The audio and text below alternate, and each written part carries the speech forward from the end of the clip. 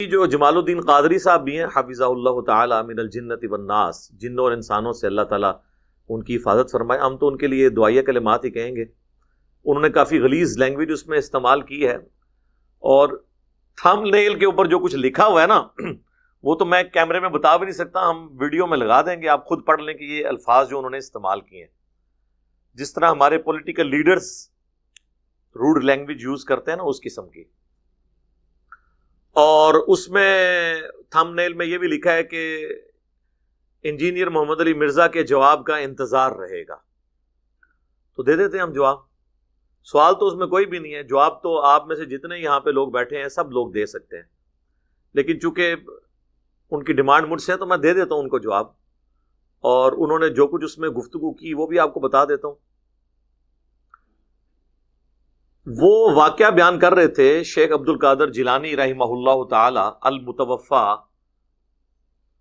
561 ہجری، ان کے حوالے سے کہ شیخ عبد القادر جیلانی رحمہ اللہ تعالی کا ایک مرید فوت ہو گیا، اور جس طریقے سے انہوں نے وہ واقعہ بیان کیا نا، اس میں قرائن یہ بتا رہے ہیں کہ یہ واقعہ شیخ عبد القادر جیلانی کی وفات کے بعد ہوا ہے، یعنی ان کی نسل میں جو مریدوں کی نسل میں جو نسل در نسل مریدین اور غلام ہوتے ہیں نا ان کے، ان میں سے کسی کا واقعہ ہے۔ وہ آپ سنیں گے تو آپ کو پتہ چل جائے گا، ان کی زندگی کا واقعہ نہیں ہے۔ تو وہ جب مرید فوت ہوا، وہ جب قبر میں پہنچا اور فرشتے اس سے سوالات کرنے کے لیے آئے، تو شیخ عبد القادر جیلانی جو ہے وہ مرنے کے بعد اپنی قبر سے نکل کے اس کی قبر میں چلے گئے۔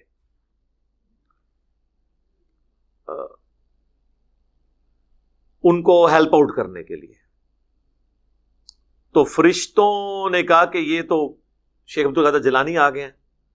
میرے بھائی، فرشتے کسی کو کیا سمجھتے ہیں؟ قرآن میں ہے کہ فرشتوں کو جو اللہ حکم دیتا ہے نا، بس وہ اسی کی پیروی کرتے ہیں، وہ اس طرح کے معاملات میں نہیں پڑتے۔ بہرحال اس کی میں انجینئرنگ بعد میں کرتا ہوں۔ وہ کہتے ہیں جی فرشتوں کو مصیبت پڑ گئی، وہ آ گئے، تو اللہ تعالیٰ نے فرمایا کہ فرشتوں اب تم بیچ میں سے نکل جاؤ، اب عبد القادر جیلانی اس میں آ پڑے ہیں، نعوذ باللہ من ذالک۔ تو بس یہ واقعہ انہوں نے سنایا، تو انہوں نے کہا اب جب ہم یہ واقعہ بیان کریں گے نا، تو وہ جو انجینئر ہے نا، وہ کہے گا کہ جی یہ کس طرح ہو سکتا ہے کہ ایک بابا جی اپنی قبر سے نکل کے مرنے کے بعد کسی مرید کی قبر میں جا کے اسے نفع پہنچا سکیں۔ اور پھر انہوں نے کہا جی کتے کا کام تو بھونکنا ہے، یعنی وہ ہم جو قرآن و سنت کی تعلیمات بیان کر رہے ہیں نا، اسے وہ بھونکنے سے تشبیہ دے رہے ہیں۔ ان کا حق ہے، کہہ سکتے ہیں، اس کی وجہ یہ ہے فرشتے اس کو عذاب دینے لگے نا گر سے، تو بابا اور چلے گئے قبر۔ اور مرزا جیل میں بولے گا اٹھے غصبہ کہاں سے چلے گئے؟ ایک کتے دے دماغ میں جو پاؤں تو سوا ککھ نہیں آؤں گا، کتے دے دماغ میں جو پاؤں تو سوا ککھ نہیں آؤں گا، ککھ نہیں آؤں گا کہ کیسے یہ قبر سے نکلے گئے۔ اور چلیا تم پہلے بخاری دی حدیث دا جواب دے کہ کنج 1.25 لاکھ قبر چوں نکل کے مصطفیٰ کے پیچھے کھڑے ہو گئے۔ واہ واہ واہ واہ، کہ وہ جس دین کے ماننے والے ہیں نا، اس میں تو وہ بھونکنا ہے۔ وہ بابوں کے دین کو مانتے ہیں، ہم مانتے ہیں کتابوں کے دین کو، اور ہم صرف ان بابوں کو مانتے ہیں جو کتابوں کو مانتے ہیں۔ جن بابوں نے عزت کتابوں کی بنیاد پہ اویل کی تھی اور آج ان کتابوں کے دشمن ہیں، قرآن اور سنت کے، ان بابوں کو ہم کس طرح مان لیں؟ دیکھیں کسی عالم کی، بزرگ کی عزت کیوں ہوتی ہے؟ کہ جی اس کے پاس قرآن و سنت کا علم ہے، اور اگر وہ کہے کہ قرآن و سنت ڈائریکٹ نہیں پڑھنا گمراہ ہو جاؤ گے، اور دین سینہ بسینہ چل رہا ہے، کتابوں کو چھوڑ دو، علم بس کریو یار، تو سر پھر تواڈے تو بھی اسی جان چھڑاواں گے نا، آپ کی تو عزت اس کی بنیاد پہ تھی۔ تو جب ہم یہ کہتے ہیں نا کہ بابوں کا خدا اور ہے، مراد یہ کہ خدا وہی ہے، لیکن اس کی کوالٹیز جو بابے کلیم کر رہے ہیں وہ نہیں ہے جو قرآن و سنت کے اندر آئی ہوئی ہے۔ قرآن و سنت جو تعارف کروا رہا ہے وہ اور ہے۔ تو وہ اس قسم کا، وہ کہتے ہیں جی اب یہ بھونکے گا، تو وہ کہتے ہیں میں چونکہ اس نے بھونکنا ہے تو میں پہلے ہی دلیل دے دوں کہ صحیح بخاری میں حدیث ہے کہ شب معراج یہ انہوں نے بیان کیا، جو انبیاء اکرام علیہ السلام کا ایک اجتماع ہوا بیت المقدس کے اندر، نبی علیہ السلام نے ان کی امامت فرمائی، تو وہ انبیاء بھی تو اپنی قبروں سے نکل کے آ گئے تھے، تو اگر شیخ عبد القادر جیلانی نکل آتے ہیں تو اس میں کون سا مسئلہ ہے؟ اچھا، اب انہوں نے اس کو دلیل بنایا اپنے بزرگوں کی، یعنی واقعات انبیاء کے بیان کرتے ہیں اور ثابت یہ اپنے بزرگوں کو کرتے ہیں۔ اس کی انجینئرنگ تو میں بعد میں کرتا ہوں، پہلے تو میں ان سے پوچھتا ہوں کہ آپ اپنے نام کے ساتھ قادری لکھتے ہیں اور اپنی نسبت شیخ عبد القادر جیلانی کے ساتھ کرتے ہیں، انہی کی وجہ سے قادری کہلاتے ہیں نا۔ تو شیخ عبد القادر جیلانی رحمہ اللہ کی طرف جو منسوب کتاب ہے غنیت الطالبین، اس کے شروع ہی میں نماز کا طریقہ انہوں نے لکھا ہوا ہے، اور وہ وہی طریقہ لکھا ہے جو بخاری اور مسلم میں موجود ہے، یعنی اللہ کے محبوب صلی اللہ علیہ وآلہ وسلم نماز میں رکوع میں جاتے وقت اور رکوع سے اٹھتے وقت رفع الیدین کرتے تھے، جس سے یہی بزرگوں کے ماننے والے کبھی کہتے ہیں مکھیاں مارنا، کبھی کہتے ہیں بت رکھ کے آتے تھے، کبھی کہتے ہیں یہ منسوخ ہو گیا۔ تو جس شیخ عبد القادر جیلانی رحمۃ اللہ علیہ کے نام پہ آپ لوگ عزتیں اویل کر رہے ہیں، ایون چندے اکٹھے کر کے اپنا سورس آف انکم جس شخصیت کو آپ نے بنایا ہے، وہ جس طریقے پہ نماز پڑھتی تھی وہ آپ نماز کا طریقہ پبلک میں کیوں نہیں بتاتے؟ پھر سچے قادری ہوں گے نا۔ آپ کا تو دعویٰ ہے وہ اولیاء اللہ کے سردار ہیں، اچھا اولیاء اللہ کے سردار وہ نماز پڑھتے رہے جو منسوخ تھی؟ سردار تے چیک کر کے بنانا سی نا، نہیں وہ حنبلی تھے، وہ حنبلی کو تو بعد میں ہم دیکھیں گے، پہلے تو ہم یہ دیکھیں گے، پہلے تو یہ بات ہے یہ آئی جھوٹ ہے۔ نبی صلی اللہ علیہ وآلہ وسلم کی نماز کا طریقہ جو آپ کے نزدیک ختم ہو چکا، جو مکھیاں مارنا ہے نعوذ باللہ، اور کیا کیا آپ اس کے لیے نام رکھتے ہیں، آپ کے سب سے بڑے بزرگ اس طریقے پہ نماز پڑھتے تھے۔ جس بزرگ کو پوری زندگی یہی نہیں پتا چلا کہ نبی علیہ السلام نے نماز کس طریقے پہ پڑھی ہے، وہ آپ کے دلوں کے حال کیسے جانتے ہوں گے؟ پھکی ہے نا سر، الزامی جو آپ اینٹی وینم ساڑھے گل تو پھر ہی گلا نے، جسے خود نماز کا طریقہ نہیں پتا بقول آپ کے، پہلے تو انہیں حنفی کریں قبر سے نکال کے ریکویسٹ کر کے، لیکن اب تو کوئی فائدہ نہیں۔ دوسرا یہ جو آپ نے بات کی کہ بخاری شریف میں حدیث ہے، تو پہلی بات ہے یہ بخاری میں حدیث ہے ہی نہیں ہے، یہ حدیث صحیح مسلم کے اندر ہے۔ وہ تو آپ کو پتا ہے یہ ہر جگہ ہی کہہ دیتے ہیں بخاری شریف میں، ان کو کیا پتا؟ اور میں اگر مسلم شریف ان کو دے بھی دوں نا، ان کو آدھا گھنٹہ لگ جائے گا ڈھونڈنے میں وہ حدیث۔ یہ حدیث مسلم شریف میں ہے اور سنن نسائی کے اندر ہے، اور مشکات میں بھی مسلم شریف کے حوالے سے موجود ہے کہ نبی علیہ السلام فرماتے ہیں کہ شب معراج بیت المقدس میں انبیاء اکرام اکٹھے ہوئے، اور جبرائیل علیہ السلام نے مجھے کہا کہ میں ان کی امامت کرواؤں، جس کی وجہ سے ہم آپ صلی اللہ علیہ وآلہ وسلم کو امام الانبیاء کہتے ہیں۔ یہ انبیاء اکرام علیہ السلام کا بیت المقدس میں جمع ہونا ایک برزخی واقعہ تھا، اسے کسی آؤٹ سائیڈر نے آبزرو نہیں کیا، ورنہ 1,00,000 کے قریب بندے اگر کسی شہر میں ایک رات میں آ جائیں، اور ان زمانوں میں جب شہروں کی آبادی ہی سینکڑوں یا چند ہزار پہ مشتمل ہوتی تھی، اور ایک مسجد میں آ جائیں بیت المقدس کی مسجد میں، اس وقت کیا آج بھی بیت المقدس کی مسجد اتنی بڑی نہیں کہ اس میں 1,00,000 بندہ آ سکے؟ 5 سے 10 ہزار سے زیادہ بندہ وہاں نہیں آ سکتا، تو وہ کہاں آئے تھے پھر؟ برزخی طور پہ، ٹائم اینڈ سپیس سے آزاد۔ 1,00,000 بندہ کہیں رات میں آئے، پورے شہر کے اندر شور مچ جاتا ہے، تو یروشلم کے اندر تو یہ چیز ہو جانی چاہیے تھی نا۔ تو علم الغیب کا ہمارا عقیدہ یہ ہے کہ اللہ جب چاہتا ہے، جتنا چاہتا ہے، اپنے پیغمبر کو علم الغیب دیتا ہے، اور یہ عقیدہ خاص پیغمبروں کے ساتھ ہے۔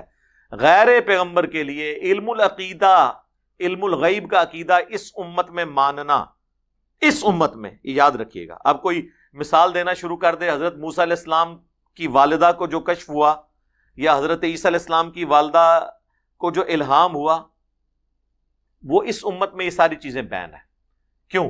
ختم نبوت کی برکت. ختم نبوت پہ ڈاکہ مارنا ہے اگر کوئی یہ کہتا ہے کہ ہمارے بزرگ علم الغیب جانتے ہیں.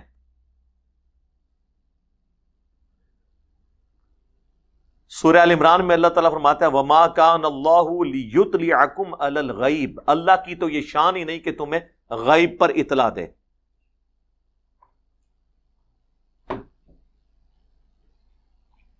بلکہ اللہ تعالیٰ اپنے رسولوں میں سے جسے چاہتا ہے چن لیتا ہے. تمہارا کام ہے اللہ اور اس کے رسولوں پر ایمان لے کر آؤ، بس. علم الغیب اللہ نے اپنے پیغمبروں کو دینا ہے.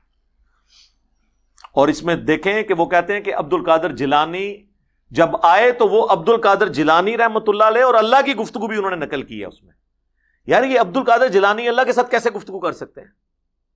ہاں ویسے ایک شاعری انداز میں کوئی کرتا رہے، وہ تو شاعر بھی کرتا رہے، وہ تو آپ کرتے رہیں. وہ تو ہم، جس طرح مولا علی کا قول ہے کہ جب میری خواہش ہوتی ہے میں اللہ سے باتیں کروں تو میں نماز پڑھتا ہوں، اور جب میری خواہش ہوتی ہے اللہ مجھ سے گفتگو کرے تو میں قرآن پڑھتا ہوں.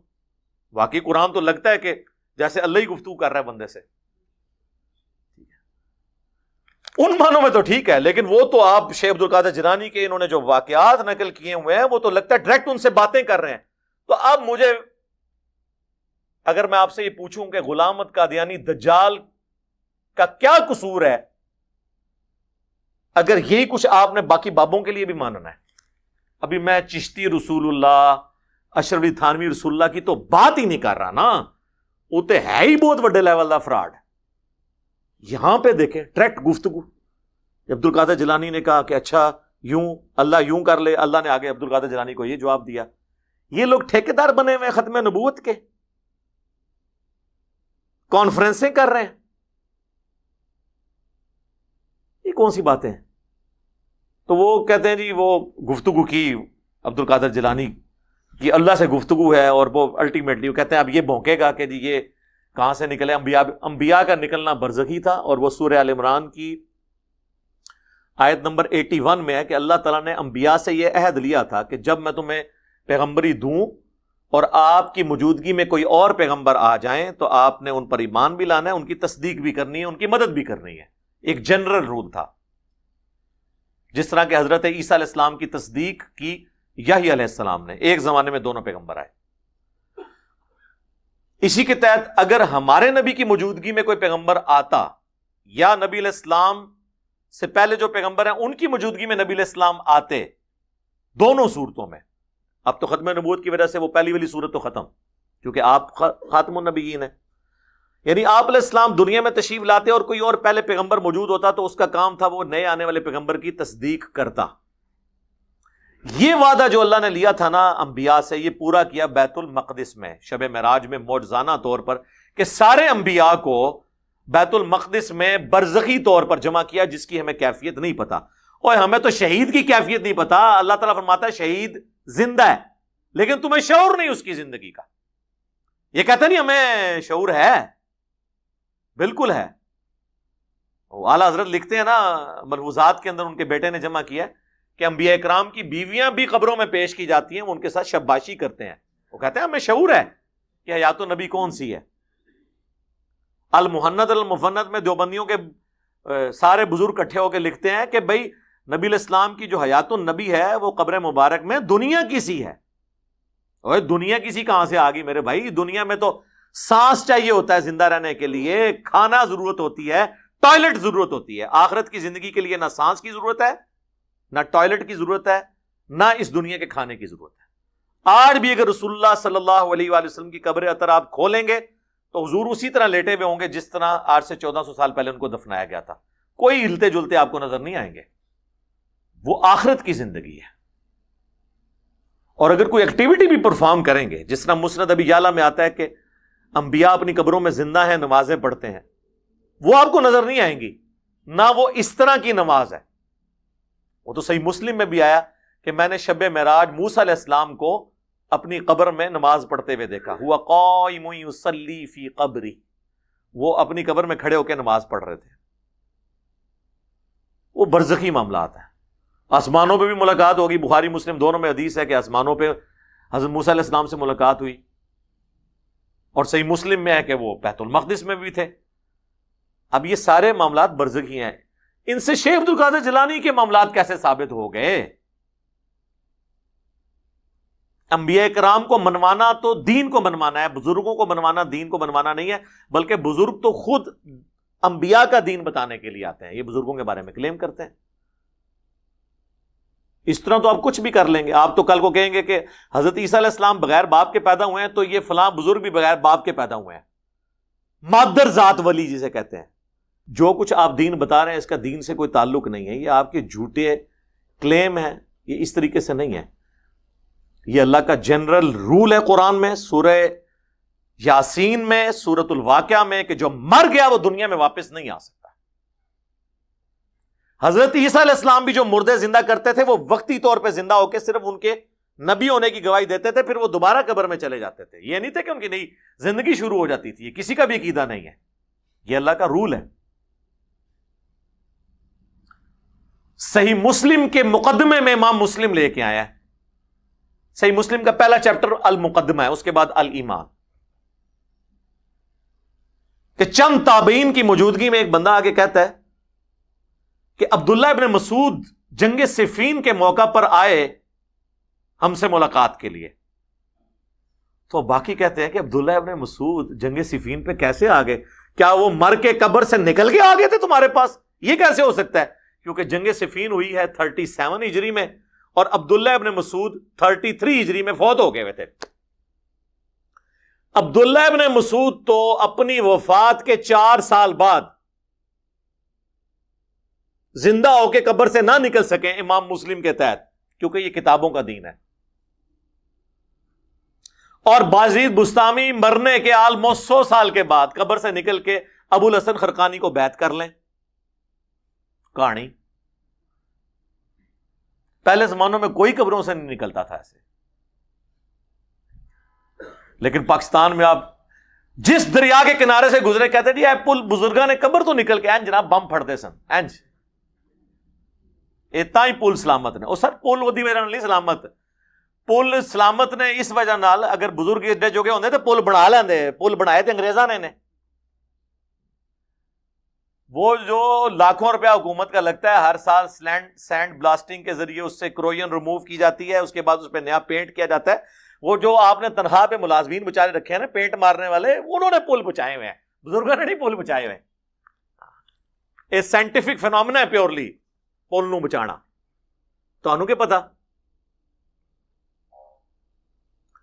خیر میں پھر اور طرف چل پڑوں گا کیونکہ میں نے تو فی البدی گفتگو کرنی ہوتی ہے نا، کوشش یہ ہے کہ کسی طریقے آپ کے دماغ میں ڈرل کر لوں۔ ایک بار ڈرل ہو کے میں نے خود نہیں گھسنا، ڈرل میں نے کر دی نا خود بخود، یہ اللہ نے دماغ ایسے فطرت پہ چیز بنائی ہے کہ سچائی قبول کرتی ہے، مجھے تو گھسنے کی ضرورت ہی نہیں ہے۔ اللہ مارکیٹ ہی چاہے اگر صحابہ کو نہیں نظر آیا عذاب قبر والی چادر تو بابے تو شاہ ہی کوئی نہیں۔